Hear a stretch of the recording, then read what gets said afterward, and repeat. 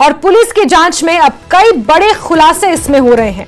कल से ही इसको लेकर जांच शुरू कर दी गई थी। क्लब के बाहर लोगों से बातचीत में कई खुलासे हुए हैं, आपको बताते हैं एक के बाद एक। फायरिंग करने वाले काफी देर तक इटियोस गाड़ी में ही बैठे रहे जो उस होटल की पार्किंग में मिली थी। ब्लैक कलर की स्कॉर्पियो के साथ ये इटियोस गाड़ी खड़ी की गई थी। बदमाश विनीत के बाहर आने का इंतजार कर रहे थे। नजफगढ़ के विनीत की दूसरी गैंग से कोई रंजिश चल रही थी। मृतक विक्की पर हरियाणा, दिल्ली और उत्तर प्रदेश में कई मामले दर्ज थे। हत्या, डकैती और आर्म्स एक्ट के तहत मामले दर्ज किए गए थे। विक्की का एक भाई मर्डर मामले में तिहाड़ जेल में बंद है। विक्की को दूसरे गैंग के पीछे किए जाने का भी पता था। लगातार अपने ठिकाने विक्की बदलता रहता था और कल ही इस बात का खुलासा हो गया था कि वह आपराधिक प्रवृत्ति का है। उसके ऊपर कई मामले पहले से दर्ज थे। आपको बता दें कि पंचकुला में जिस तरह से सल्तनत होटल की पार्किंग में ये पूरा मामला बीते कल सामने आया। 2 युवक जो दिल्ली के रहने वाले थे और एक युवती हिसार की रहने वाली बताई जा रही है, इनका मर्डर हुआ है। ये बीते कल ही खुलासा हो चुका था, लेकिन जो ज्यादा जानकारियां निकल कर आई हैं सामने पंचकुला ट्रिपल मर्डर केस से जुड़ी, वो आपको बता रहे कि पुलिस इस पूरे मामले की तफ्तीश में जुड़ी हुई है। तह तक पहुंचने की कोशिश की जा रही है।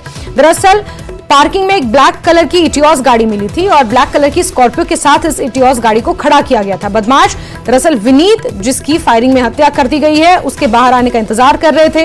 ये विनीत नजफगढ़ का रहने वाला बताया जा रहा है और किसी दूसरी गैंग के साथ इसमें रंजिश चल रही थी। गैंगवार से जोड़कर पुलिस इस पूरे मामले को देख रही थी। तारा ठाकुर हमारे से ज्यादा जानकारियों के साथ जुड़े हुए हैं। तारा ठाकुर, जरा बताएं कल से लेकर अब तक जो तहकीकात हुई है उसमें क्या कुछ खुलासा हुआ है?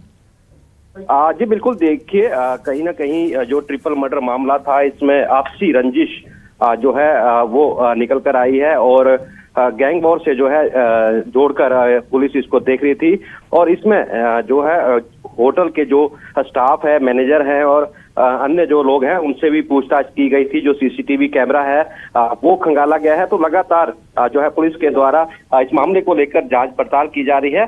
और जो जिस प्रकार से कल की अगर बात करें, कल जो पोस्टमार्टम हुआ उसके बाद जो शव है वो परिजनों को दे दिए गए थे और आगे इस मामले को लेकर जो है पुलिस के द्वारा कार्रवाई की जा रही है। जी ठीक है। साथ ही साथ तारा ठाकुर, ये भी बताया जा रहा है कि गैंगवार और जिस तरह से आपने भी कहा कि आपसी रंजिश से जुड़ा हुआ ये मामला है, क्या कहीं किन्हीं आरोपियों तक पहुंच पाई है पुलिस? कुछ नाम सामने आए हैं कि कौन इन्वॉल्व हो सकता है?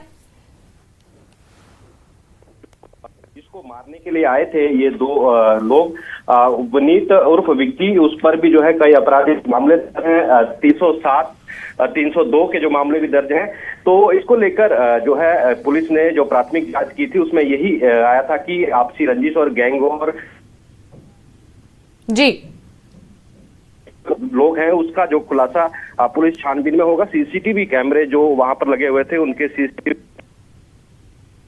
छापेमारी की जा रही है। जी ठीक है तारा ठाकुर, बहुत शुक्रिया जुड़ने के लिए हमारे साथ जानकारियों के लिए। तो आपसी रंजिश का ये पूरा मामला था।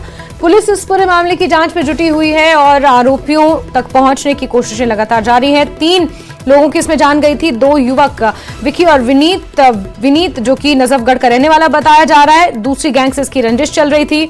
तो वहीं विक्की की अगर बात करें तो विक्की पर हरियाणा, दिल्ली और उत्तर प्रदेश में पहले से ही कई आपराधिक मामले दर्ज हैं। हत्या, डकैती और आर्म्स एक्ट के तहत कई मामले इस पर दर्ज किए गए हैं। साथ ही विक्की का एक भाई मर्डर मामले में दिल्ली की तिहाड़ जेल में भी बंद है। तो वहीं एक युवती की भी इसमें जान गई है। युवती की भी हत्या कर दी गई है। हिसार की रहने वाली युवती बताई जा रही है और पुलिस इस पूरे मामले की तहकीकात, तफ्तीश अभी कर रही है।